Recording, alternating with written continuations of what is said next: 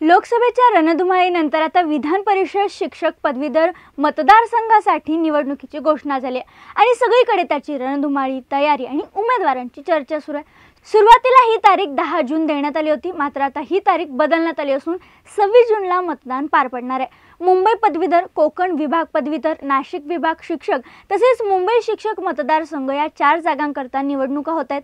यातील नाशिक शिक्षक विधान परिषदेची निवडणूक चर्चेची ठरते आहे। अनेक इच्छुकांची नावे समोर येत आहेत। यातच आर.डी. निकम यांचा देखील नाव घेतलं जाते। ते कोण आहेत, त्यांचं काम काय, त्यांची चर्चा काय होते, उमेदवार कोण आहेत, हे सगळंच कसमादे अपडेटच्या माध्यमातून जाणून घेऊयात। नमस्कार, मी संजना, तुम्ही पाहताय कसमादे अपडेट। राज्य विधान परिषदेतील 4 जागांची मुदत येत्या 7 जुलैला संपते। यातील 2 जागा पदवीधर मतदारसंघातील आहेत, तर 2 जागा या शिक्षक मतदारसंघातील आहेत। मुंबई पदवीधर मतदारसंघातील विलास पोतनीस आणि कोकण पदवीधर मतदारसंघातून निरंजन डावखेरे यांची मुदत संपते, तर शिक्षक मतदारसंघातून मुंबई विभागातून कपिल पाटील यांची, तर नाशिक विभागातून किशोर दराडे यांचा कार्यकाळ 7 जुलै रोजी संपतो। त्या निमित्ताने निवडणूक आयोगाने या 4 जागांसाठी निवडणूक घोषित केली आहे। नाशिक विभागीय शिक्षक मतदारसंघात मोठ्या राजकीय घडामोडी बघायला मिळतात। काही दिवसांपूर्वीच भाजप नेते विवेक कोल्हे यांनी शिक्षक मतदारसंघ निवडणुकीसाठी अपक्ष अर्ज दाखल केला होता। त्यानंतर भाजपा नेते राधाकृष्ण विखे पाटील यांचे बंधू राजेंद्र विखे पाटील ही शिक्षक मतदारसंघ निवडणुकीच्या रिंगणात उतरलेत। त्यामुळे ही लढत अत्यंत चुरशीची होणार आहे। शिवसेना ठाकरे गटाकडून संदीप गुळवे यांनी उमेदवारी अर्ज दाखल केला असताना काँग्रेसकडून दिलीप पाटील यांनी देखील उमेदवारी अर्ज भरला, तर शिवसेनेकडून विद्यमान आमदार किशोर दराडे यांनी, तर राष्ट्रवादी काँग्रेसकडून महेंद्र भावसार यांनी उमेदवारी अर्ज दाखल केला। भाजपकडून धनराज विसपुते यांनी उमेदवारी अर्ज दाखल केला। त्यामुळे महायुती आणि महाविकास आघाडीत उमेदवारीवरून घोळ सुरूच होता हे दिसून येते। पण महेंद्र भावसार यांचं वय 30 वर्षापेक्षा कमी असल्याने त्यांचे नामनिर्देश पत्र अवैध ठरवण्यात आले। आता या सगळ्यात नाशिकमधून ज्या आर.डी. निकम अर्थात राजेंद्र दौलत निकम यांच्या नावाची मोठ्या प्रमाणात चर्चा झाली आहे, सुरू आहे, ते कोण आहेत त्यांच्याबद्दल जाणून घ्यात। आर.डी. निकम यांनी ठाकरे गटाकडून उमेदवारी मिळावी यासाठी प्रयत्न केले होते, मात्र ती मिळाली नाहीये। राजेंद्र दौलत निकम अर्थात आर.डी. निकम यांच्या भरीव कामामुळे त्यांच्या उमेदवारीची चर्चा होती।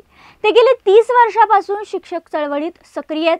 शिक्षकांच्या हक्काला ओ देणारा, हक्काचा, शिक्षकांच्या सुखदुःखात जातीने हजर होणारा आणि शिक्षकांच्या समस्या स्वतःच्या समजून पोटतिडकीने सोडवणारे शिक्षक नेते म्हणजे आर.डी. निकम अशी त्यांची ओळख आहे। त्यांच्या कामाचा झपाटा आणि अधिकाऱ्यांना घाम फोडणारी कार्यशैली पाहून जिल्ह्यातील शिक्षकांनी शिक्षकांची बुलंद तोफ ही उपाधी त्यांना दिली आहे। त्यांनी शिक्षकांसाठी अनेक आंदोलनं करत त्यांना न्याय मिळवून दिला। आता शिक्षण क्षेत्रातील भ्रष्टाचारावर उघड विरोध करणारे नेते अशी देखील त्यांची ओळख आहे। नोटबंदीच्या काळात शिक्षकांचे पगार राष्ट्रीयकृत बँकेतून व्हावेत म्हणून त्यांनी दीर्घ आंदोलन देखील केले। आता एखादी चळवळ म्हणली की पैसा आला, अनेकदा यामागे विरोधक किंवा राजकारणी त्या व्यक्तीच्या मागे पैसे लावत असतात किंवा त्याला पैसे पुरवत असतात, पण आर.डी. निकम यांनी शिक्षण चळवळीत पदरचा पैसा खर्च केला। फक्त शिक्षकांसाठी नव्हे तर सामाजिक कार्यात देखील त्यांचा वाटा चांगला आहे। गावाच्या राजकारणात ते कायम सक्रिय असतात। ग्रामीण भागातील पिण्याच्या पाण्याचा प्रश्न सोडवण्यासाठी त्यांनी आंदोलनं, मोर्चे केलेत। स्वेच्छा सेवानिवृत्ती घेतल्यानंतरही ते चळवळीत सक्रिय होते। राज्यातील शासकीय, निमशासकीय कर्मचाऱ्यांना जुनी पेन्शन योजना लागू व्हावी म्हणून महाराष्ट्रासोबतच दिल्लीपर्यंत सायकलवारीच्या माध्यमातून त्यांनी लढा दिला आणि असा लढा देणारे राज्यातील एकमेव सेवानिवृत्त शिक्षक अशी देखील त्यांची ओळख आहे। जुन्या पेन्शन योजनेसाठी त्यांनी भरीव कामगिरी केली आहे असं देखील सांगितलं जातं। सेवानिवृत्तीनंतर मिळालेला सगळा पैसा शिक्षकांच्या जुनी पेन्शन लढ्यात त्यांनी लावला। त्यामुळे शिक्षकांसाठी लढणाऱ्या नेत्याला विधान परिषदेमधून संधी मिळावी अशी मागणी होती, मात्र ती पूर्ण झाली नाहीये। पण तरीही त्यांनी आपला उमेदवारी अर्ज दाखल केला। त्यांच्या कामामुळेच लोकांनीच त्यांना डोक्यावर घेतले। लोक त्यांना निवडून देण्यासाठी स्वतःच्या पदरातील पैसे मोड करतायत असं दिसून येते।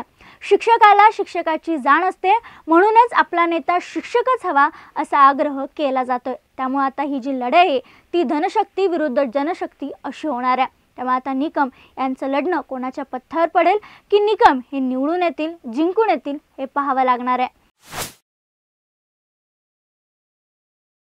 दरम्यान यामध्ये अजून एक सांगायचं म्हणजे नाशिक शिक्षक आणि पदवीधर मतदारसंघात TDFचं प्राबल्य दिसून येतं। 1988 पासून या मतदारसंघात 6 पैकी 5 वेळी TDFने दिलेला उमेदवार हा आमदार झालाय। हा मतदारसंघ तसा मोठा आहे। नाशिक, अहमदनगर, जळगाव, धुळे व नंदुरबार या जिल्ह्यांचा समावेश होतो। गेल्या निवडणुकीत अनेक शिक्षक उमेदवारांनी उमेदवारी केल्याने TDFच्या मतांची विभागणी झाली होती आणि यावेळी देखील इच्छुकांची संख्या अधिक असल्यामुळे अशी होण्याची शक्यता नाकारता येत नाहीये।